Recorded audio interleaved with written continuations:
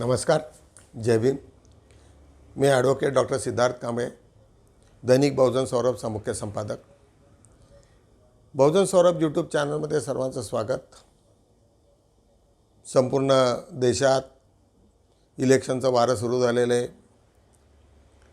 मुंबईच्या विराट सभेनी इंडियाच्या गठबंधनाने संपूर्ण सरकार हललेलं आहे।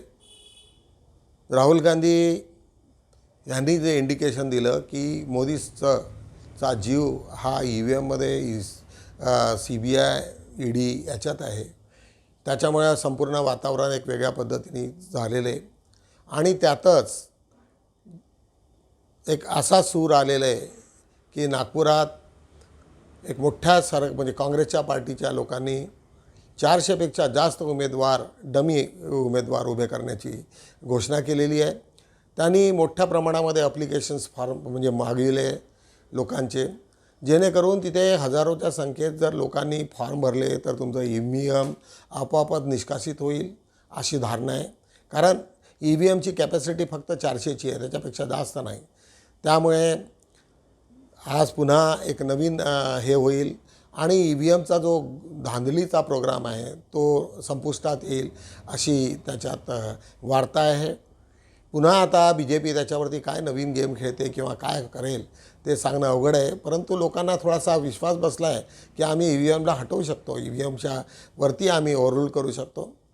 आज दुसरी UP सरकारची एक मोठी उत्तर प्रदेशातली एक मोठी बातमी आहे, ती म्हणजे मायावतीचा अकेले चलोचा कार्यक्रम। तिच्यावरती ज्या पद्धतीचं BJPचं मोठं दडपण आहे, मोदी सरकारचं दडपण आहे, कशाचं दडपण आहे, कुठल्या तरी अनेक तिच्या भावांनी फायनान्शियली फ्रॉड्स केलेले आहेत। हा सुंदरसा व्हिडिओ तुम्हाला दिसेल, कारण तो व्हिडिओ आज अत्यंत महत्त्वाचा आहे। दुसरा एक व्हिडिओ आमच्याकडे एक छोटीशी क्लिप आहे, ती त्याच्यातनं दिसेल की SBIने मागच्या 7-8 वर्षात जे लफडे केलेले आहेत त्यांचं एक्सटेन्शन देऊन आणि ज्या पद्धतीने तिथल्या चेअरमनला एक्सटेन्शन देऊन खरगा यांच्यावरती ज्या पद्धतीने सुप्रीम कोर्टाने ताशेरे उडवले, त्यामुळे आता बहुधा त्यांना जेलमध्ये जाण्याशिवाय दुसरा पर्याय राहणार नाही। आणि जर त्यांनी अशीच हुशारी ठेवली तर निश्चितच त्याच्यामुळे ह्या देशातलं एक वातावरण बदलेल, चेंज होईल। अशा पद्धतीचे ते दोन्ही व्हिडिओ तुम्हाला निश्चितच आवडतील। बघूया आपले दोन्ही छोटेशा क्लिप्स। की एक निर्णायक लड़ाई में मायावती के बारे में जब तमाम दिग्गजों ने ये उम्मीदें लगाई थी कि लोकतंत्र के बचाने की लड़ाई में अगर मायावती साथ आ गई इंडिया गठबंधन के, तो शायद है अगर ये इल्ज़ामात सही हैं कि भारतीय जनता पार्टी संविधान की दुश्मन है या लोकतंत्र को ख़त्म करना चाहती है, या उनके नेता ये कहते हैं कि 400 सीटें अगर आ गईं तो हम संविधान बदल देंगे, इन बातों में अगर कुछ जान है तो इसकी शंका से लड़ने के लिए इंडिया गठबंधन जो बना था उसमें कुछ चूक भी हो सकती है। उसमें मायावती के बारे में शंकाएं थीं, लेकिन अब इतनी आगे बात आ चुकी है कि शायद मायावती नहीं आ पाएंगी। और आपको याद है परसों की खबर कि तेलंगाना के अंदर जो बहुजन समाज पार्टी के अध्यक्ष थे, उन्होंने इस्तीफा देते हुए क्या कहा? उन्होंने कहा कि दबाव है, इंडिया गठबंधन को हराने का मामला है। और बसपा पर उन्होंने बहन जी के बारे में कोई शब्द नहीं कहा, हालांकि जो बहन जी के भतीजे हैं आकाश आनंद, उनकी ट्विटर पर कुछ जो है बात हुई है उनसे।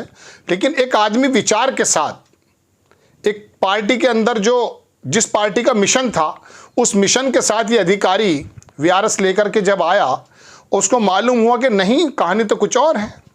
हालांकि ये कैंडिडेट बन सकते थे और हो सकता है एक सीट भी निकल जाती BRS के साथ, लेकिन जब इनको महसूस हुआ कि नहीं, दबाव बनाया जा रहा है BRS पर भी और साथ में BSP पर भी, तो उन्होंने BSP को छोड़ दिया। इस बात का अंदाज़ा साफ लग जाता है कि मायावती जी पर कोई ना कोई दबाव था, चूँकि वो तो पार्टी के अंग थे, प्रदेश अध्यक्ष थे, उसको जनाना भी चाहते थे और तेलंगाना में कुछ % वोट भी है बसपा का। दोस्तों, बात यह है कि मायावती जी ने ये अगर अभी तक जो देखा गया है, अगर ये फैसला किया कि वो इंडिपेंडेंट लड़ेंगी, गोया कि उन्होंने इंडिया गठबंधन को भी एक धक्का पहुंचाने का काम किया है। लेकिन खाली क्या ये इंडिया गठबंधन को धक्का पहुंचा है? नहीं, मैं कई एपिसोड आपके सामने बना चुका। मायावती ने बहुजन समाज पार्टी को ही धक्का नहीं पहुंचाया है इस फैसले को लेकर के, जो अब बिल्कुल ऐसा महसूस होता है कि कन्फर्म है कि वो नहीं आएंगी।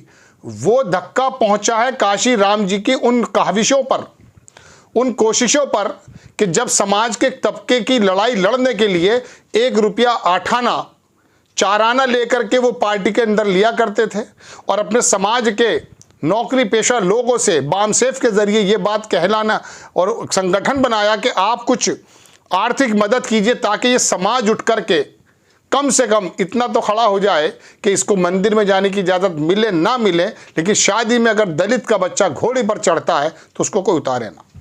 इस मिशन को तकलीफ, इस मिशन को खतरे में डालने का ये काम मायावती जी से जाने अनजाने या किसी डर में हो गया। बहुत से लोग कहते हैं कि मायावती जी डरती। सीजीआई चंद्रचूड़ ने एसबीआई चेयरमैन के लिए जेल का दरवाजा खोल दिया है क्या? एसबीआई चेयरमैन दिनेश खरा और chief justice of India DY Chandrachud अब आमने सामने हैं।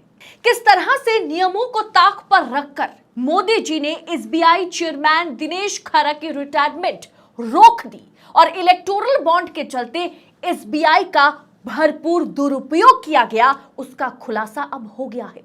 जिसके बाद सीजीआई चंद्रचूड़ एसबीआई चेयरमैन को कहीं का भी नहीं छोड़ने वाले हैं और साथ में मोदी जी भी लपेटे में आ गए, क्योंकि गलत इस्तेमाल जिस तरह से ईडी, सीबीआई, इनकम टैक्स का हो रहा है, वैसा ही हाल एसबीआई का भी है। बताएंगे आगे आपको किस तरह से एसबीआई चेयरमैन को मोदी जी ने फंसा दिया है, एसबीआई के साथ मिलकर के कितने घोटाले किए गए, सारा कुछ आपको इस वीडियो में पूरा देखने के बाद आपको पता चलेगा। तो वीडियो को अंत तक देखिएगा। चल रहा है ऐसा दावा भाजपा वाले करते हैं। शुरू में सबको लग रहा था, आपको, हमको, सबको लग रहा था कि कुछ अच्छा होगा, लेकिन जैसे जैसे 2017, 2018 आता गया, पता चलने लगा कि ये सरकार अटल बिहारी की बनाई गई भारतीय जनता पार्टी की सरकार नहीं है, जिनके लिए देश सबसे ऊपर है और पार्टी बाद में। ये दरअसल मोदी जी की सरकार है, कॉर्पोरेट लॉबी के साथ गठजोड़ की सरकार अंदर ही अंदर कुछ और ही खिचड़ी पका रही है।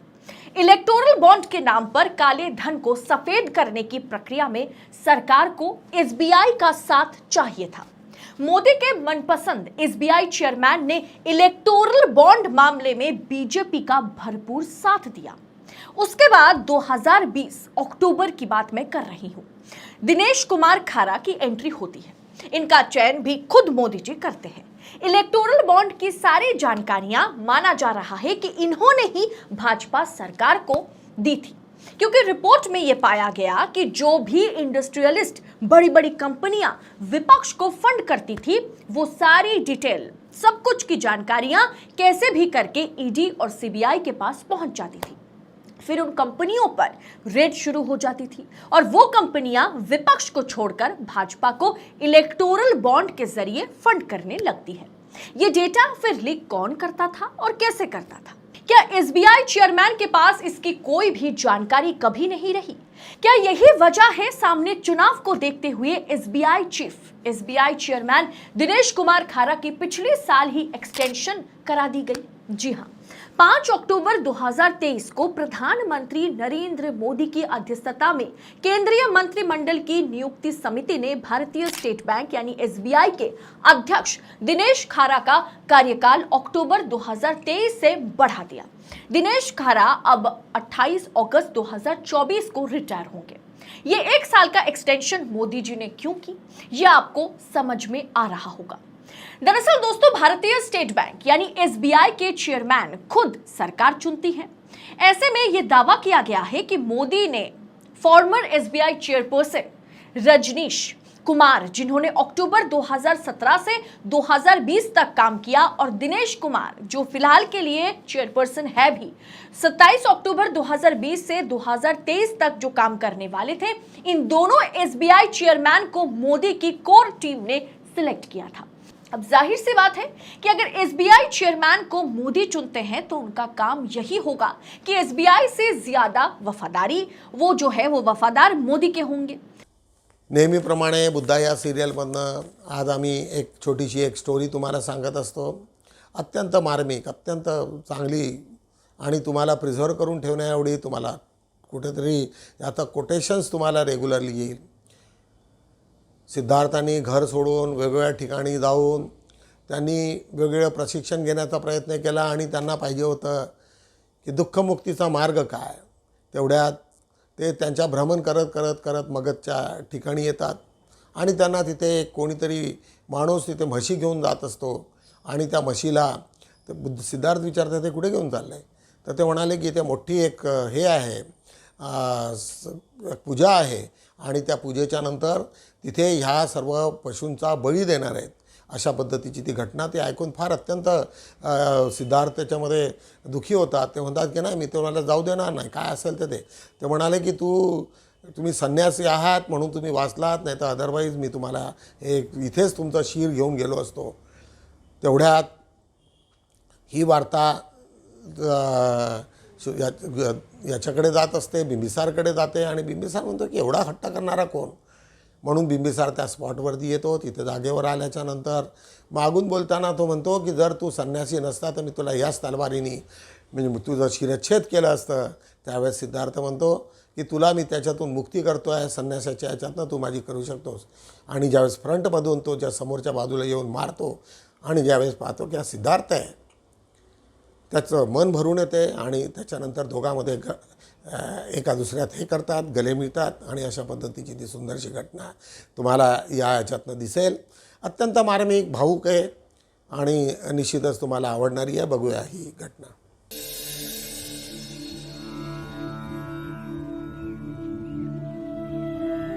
सुनिए भाई, ये मुनि उदाका रामापुत्ता के आश्रम का मार्ग कौन सा? मुनि उदाका रामपुत्ता जी, उनका आश्रम राजगृह से पूरब की ओर है. आप इसी राह से आगे बढ़िए.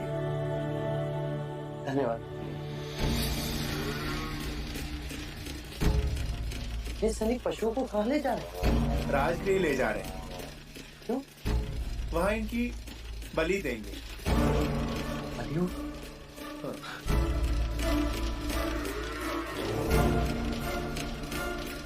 रुक जाइए. क्यों निर्दोष पशु पर अत्याचार कर रहे हैं आप? ऐसा बाबा, हमारा मार्ग छोड़ो. मैं अपने प्राण त्याग सकता हूँ पर आपका मार्ग नहीं छोड़ सकता. पहले आप ये बताइए कि निर्दोष पशुओं को कहाँ लेके जा रहे हैं? इन सबको बलि के लिए ले जाया जा रहा है. आप इन निर्दोष पशुओं का वध करना चाहते हैं? ये आपका धर्म है. तो फिर इन पशुओं की बलि देने से पहले आपको एक नर बलि देनी होगी. ये मेरा धर्म है. कौन देगा नरबलि?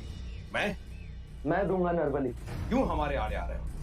हमें हमारा काम करने दो. हमारे महाराज एक बहुत बड़ा यज्ञ करने के लिए जा रहे हैं और हमारी प्रथा है कि यज्ञ के बाद बलि दी जाए. किसने बनाई ऐसी प्रथा? उसने जिसके आगे आप सर झुकाकर नमन करते हो.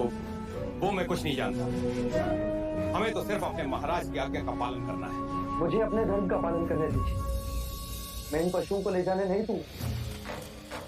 जाओ और जाकर कह दो अपने महाराज कि बलि के पशुओं को रोके एक सन्यासी खड़ा है राम. तुम हमारे महाराज को चुनौती दे रहे हो?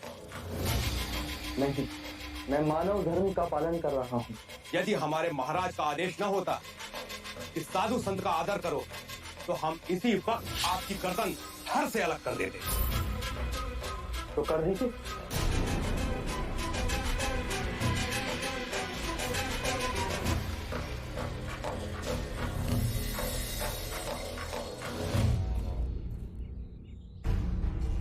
महाराज, 101 पशुओं की बलि यहाँ चढ़ाई जाएगी.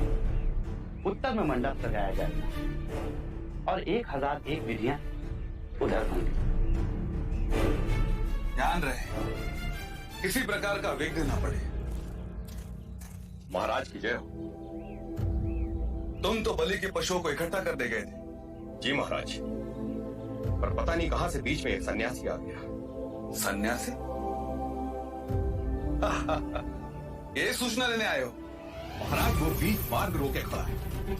कहता है कि मैं पशुओं की बलि न होने दूं. ये मगध नरेश बिंबिसार का राज्य है. क्या बड़े बड़े हमारे भय से थर्राते. वो किसी से नहीं डरता महाराज, मरने से भी नहीं. समझाया, डराया, धमकाया पर उल्टा मुझे ही कहने लगा कि पहले मेरी बलि दो, उसके बाद पशुओं को ले जाओ।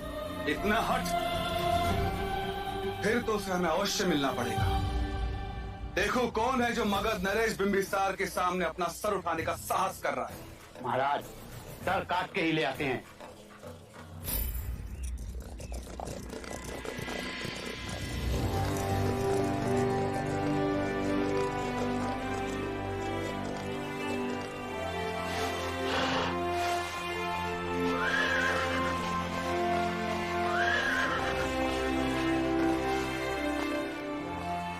ये मेरा राज्य है, यहाँ केवल मेरा आदेश चलेगा। असंख्य राज्य बने, असंख्य राज्य बिगड़े, अंत ही जीवन का परम सत्य है। अब धर्म की शिक्षा तुम मुझे दोगे।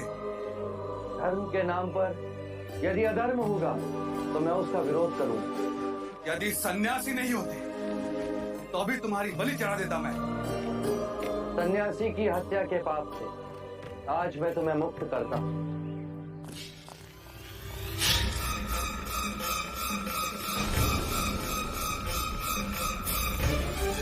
महाराज बिंबिसार,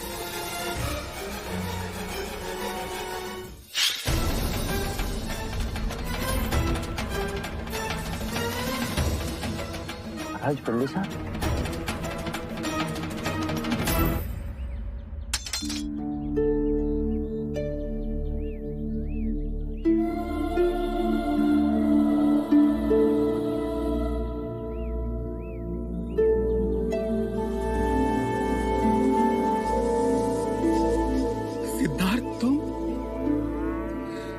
सन्यासी,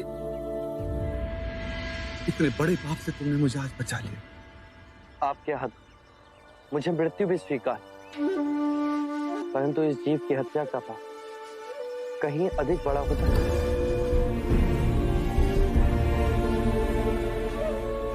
प्रश्न ये नहीं मित्र कि मैं जीऊं या मरूं, प्रश्न ये जीवन और मरण के इस चक्र से मुक्ति का कोई तो मार्ग है। यदि है तो उसे खोजना मेरा लक्ष्य है, नहीं तो इन मूक पशुओं की तरह अकारण ही जीऊंगा और अकारण ही मर जाऊंगा। क्या दोष है इन निर्दोष पशुओं का जो महाराज बिंबिसार आपको इनकी बलि देनी होगी? इनमें भी हमारी तरह जीवन की ऊर्जा है।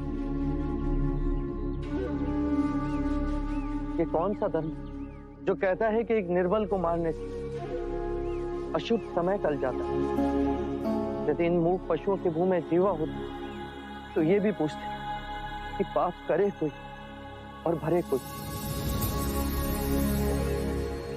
यदि ये धर्म है तो आज एक निर्बल सन्यासी आपसे कहता है कि ये अधर्म है। आज मेरे मित्र ने मुझे अधर्म से बचा लिया।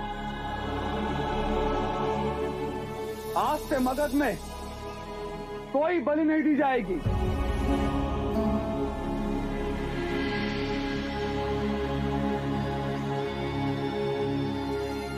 सिद्धार्थ, तुम्हें इस अवस्था में देख ना सकूंगा, इतना बल नहीं है मुझे। बिंबिसार गद्दों पे सोए और सिद्धार्थ क्या धूल मिट्टी में। नहीं सिद्धार्थ, मेरे साथ राजमहल में चलो, वहां तुम्हारी साधना में कोई विघ्न नहीं आएगा। नहीं महाराज बिंबिसार, जिस तरह आज इस निर्दोष पशु को मैंने बचाया, उसी प्रकार असंख्य मनुष्य पशु जीवन के दुखों से जूझ रहे। सर्वम दुखम दुखम, इस पीड़ा इस दुख का अंत मैंने पा लिया तो मैं सारे जीवों को शांति के मार्ग पर ले जा सकूंगा। औरों के दुख दूर करने के लिए अपने सुखों की आहुति देने वाला मैंने आज तक नहीं देखा। तुम जैसी महान आत्मा ने मित्रता कर मुझ पर कृपा की है सिद्धार्थ, मुझ पर कृपा। अब मुझे जाने की अनुमति दीजिए। बिंबिसार इतना मूर्ख नहीं है सिद्धार्थ। जिस तरह खिलती धूप को मुट्ठी में बांधा नहीं जा सकता, उसी तरह तुम्हारे इस अलौकिक चित्त को मेरे जैसा निम्न व्यक्ति क्या रोक सकेगा?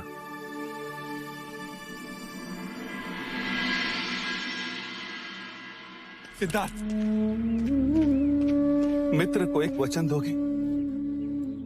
जब भी तुम्हें मुक्ति का मार्ग मिल जाए तब उसका ज्ञान देने के लिए इस बिंबिसार के पास आओगे। वचन दिए।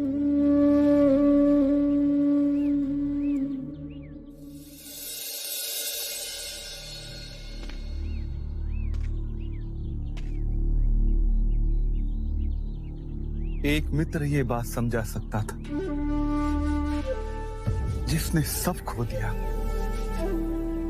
उसी ने सब पा लिया, और जिसे ऐसा लगता है कि उसने सब पा लिया उससे बड़ा निर्धन कोई नहीं। दैनिक बहुजन सौरभच्या आजच्या पेपरचा आज आम्ही आढावा घेणार आहोत। आढावा आजचा बुधवार 20 तारीख। काल सुप्रीम कोर्टामध्ये अनेक याचिका दाखल करण्यात आल्या CAA-वरती आणि त्याच्यावरती कोर्टाला सांगितलं की तुम्ही याच्यावरती स्थगिती द्या। कोर्टाने सांगितलं की मी स्थगिती देत नाही, 3 आठवड्याच्या नंतर आपण त्याचं डिसिजन घेऊ, आणि डिसिजन घेण्यासाठी सरकारला नोटिसेस झाल्या। त्याच्यामुळे आता जे 3 आठवड्याच्या नंतर याच्यावरती डेट फिक्स झालेली आहे आणि निश्चितच त्याच्यावरती एक मोठा निकाल लागेल अशा पद्धतीची ती बातमी आहे। चंद्रपुरात गारपिटीसह अवकाळीचा पिकांना फटका। संपूर्ण विदर्भात मोठ्या प्रमाणामध्ये काल गारा पडल्या, लोकांचं नुकसान झालं। बंधूंनो, मी ॲग्रिकल्चर इन्शुरन्स कॉर्पोरेशनचा मला चांगला अनुभव आहे। मी इन्शुरन्स कंपनीमध्ये होतो, क्रॉप इन्शुरन्सच्या अनेक केसेस हँडल केलेले आहेत। तुम्हा कोणालाही जर त्याच्यामुळे गारपिटीमुळे जर कोणाचं नुकसान झालेलं असेल तर त्या लोकांना सांगा की बहुजन सौरभच्या ऑफिसशी त्यांनी संपर्क करावा। डॉक्टर कांबळे मला त्यांनी भेटावं किंवा मला कागदानी पोस्टकार्ड पाठवावं, जेणेकरून मी त्याला फोन करेल आणि त्याच्यातनं कन्झ्युमरच्या कोर्टातनं आपण काही ना काही त्यांना न्याय देण्याचा प्रयत्न करू अशीच मी विनंती करतो। तुम्हा सर्व लोकांना बहुजन सौरभचं ऑफिस माहिती आहे, PDF-मध्ये माझे सर्व नंबर दिलेले आहेत, त्या नंबरवरनं तुम्ही फोन करा आणि शेतकऱ्याचं झालेलं जे काही नुकसान असेल त्याच्यासाठी आम्ही त्यांना मोफत सल्ला देऊ आणि त्यांच्या सर्व केसेसही आम्ही लढवू अशी मी तुम्हाला सर्वांना विनंती करतो। आज त्याच्याच खाली देशाला हुकुमशाहीचा धोका, सुशील कुमार शिंदे काँग्रेसचे एक वरिष्ठ नेते, माजी मुख्यमंत्री यांनी सांगितलं की देशाला या हुकुमशाहीमुळे मोठा धोका आहे, तुम्ही लोकांनी आता एकत्रित झालं पाहिजे अशा पद्धतीचं त्यांचं भाष्य आहे। जरांगेची सभा परवानगी नाकारताच न्यायालयात धाव। जरांगेची सभा परवानगी नाकारताच न्यायालयात धाव। ज्या गव्हर्नमेंटनी आता त्यांच्या कुठल्याही याच्यावरती त्याच्या सभा होऊ दिलेला नाही, त्याच्यामुळे ते कोर्टात पुन्हा गेलेले आहेत। आज त्याच्या शेजारी खोट्या जाहिराती प्रकरणी सुप्रीम कोर्टाने पतंजलीला जबाबली अवमानाची नोटीस बजावली। अवमानाची नोटीस तुम्हाला माहिती आहे की कंटेम्प्ट पिटिशन मागच्या एका केसमध्ये त्यांच्या त्या जाहिरातीमध्ये काही हे केल्या होत्या त्यांनी की अशाने असं होईल आणि ते प्रूव्ह न सर्व खोट्या जाहिराती होत्या। त्याच्यामुळे सुप्रीम कोर्टाने त्यांना मोठी फटकार लावली होती आणि सांगितलं होतं की अशा खोट्या जाहिराती तुम्हाला देता येणार नाही, परंतु त्या जाहिराती न हटवल्यामुळे त्यांना कंटेम्प्टची नोटीस झाली आहे आणि त्याच्यावरती आता मोठी कारवाई होण्याची शक्यता आहे, जेलमध्येही पाठवू शकतात। नागपूर व रामटेक लोकसभा मतदारसंघात 400हून अधिक उमेदवार उभे करणार, एक मस्त चांगली बातमी आहे। आज त्याच्यामुळे लोकांना थोडंसं इंडिया अगेन्स्ट EVM या संस्थेने ते केलेलं आहे आणि मोठ्या प्रमाणामध्ये त्याला यश येईल। त्याच्यामुळे कुठल्याही पद्धतीचं कायदा हातात न घेता याच्यावरती आपल्याला काहीतरी मात करण्यासारखी एक इश्यू बनेल। त्याच्या शेजारी भाजपचे हिंदुत्व थापेबाजी, उद्धव ठाकरे यांचं हे की फक्त थापेबाजपणा करणं आहे, त्यांचं हिंदुत्व हे हिंदुत्वच नाही। आत्ताच मध्ये लालू प्रसाद यादवनी त्यांना सांगितलं की हा हिंदूच नाही आणि ज्याची आई गेली असताना त्यांनी मुंडन केलेलं नाही, अनेक गोष्टीचा त्याच्यावरती आरोप लावलेले आहेत आणि तो किती भ्रष्ट आहे अशा पद्धतीचे आरोप लालू प्रसाद यांनी लावलेले होते। त्याच्याच खाली आज आम्ही लावलेले सर्वाधिक प्रदूषण देशामध्ये भारत जगात 3रा, म्हणजे आपल्या ह्या देशात प्रदूषणाचं प्रमाण किती मोठ्या प्रमाणात आहे हे याच्यावरून ते दिसते। त्याच्यानंतर पहिल्याच 50पैकी 42 शहरे भारतातील, त्याच्यातले 42 शहरे फक्त भारतातील झालं आहे. प्रदूषण इतकं हेवीज आहे. त्याच्या शेजारी आत्महत्या केलेल्या शेतकऱ्यांसाठी अन्नत्याग, यवतमाळची बातमी आहे. तुम्हा सर्व लोकांना माहिती आहे की विदर्भात शेतकऱ्यांच्या आत्महत्या मोठ्या प्रमाणात झालेल्या आहेत आणि त्याच्यासाठी एक ते आंदोलन उभं झालेलं आहे. आत्महत्या केलेल्या शेतकऱ्यांची अन्नत्याग. त्याच्या शेजारी लोकसभेची निवडणूक सर्वोच्च न्यायालयाच्या देखरेखीखाली घ्या. एक फार चांगला सुझाव एक सूचना दिल्लीला झालेली आहे की बस यावेळेस सर्वांनी ओव्हररूल करावं आणि दिल्लीनी सुप्रीम कोर्टाने आपल्या हातात सर्वच्या सर्व ते घ्यावं.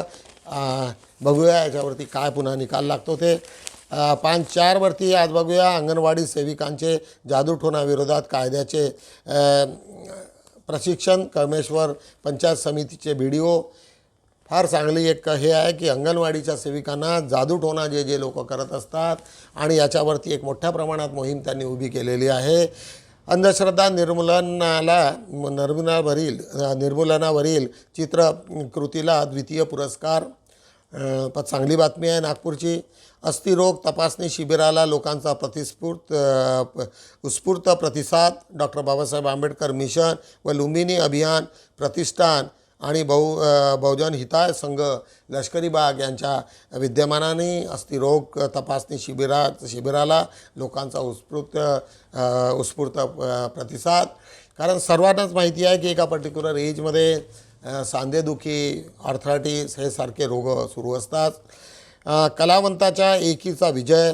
एक आमच्या नागपूरची बातमी आहे. गेल्या 4 वर्षापासून सातत्याने कलावंतांना मानधन मिळवून दरमहा 5,000 करावे ही मागणी ठेवून अखिल भारतीय कलावंत न्याय हक्क समितीचे संस्थापक अध्यक्ष सोमनाथ गायकवाड यांचे समर्थ नेतृत्व समितीने आज त्यांना यश आलेलं आहे. समता सैनिक दल हे आंबेडकर चळवळीचे संरक्षण कवच. भनंत नाग दीपनकर. पॉलिटिकल स्कूलमध्ये 584चे व्याख्यान. आमचे एक मित्र यांनी हे व्याख्यान सुरू केलेलं आहे.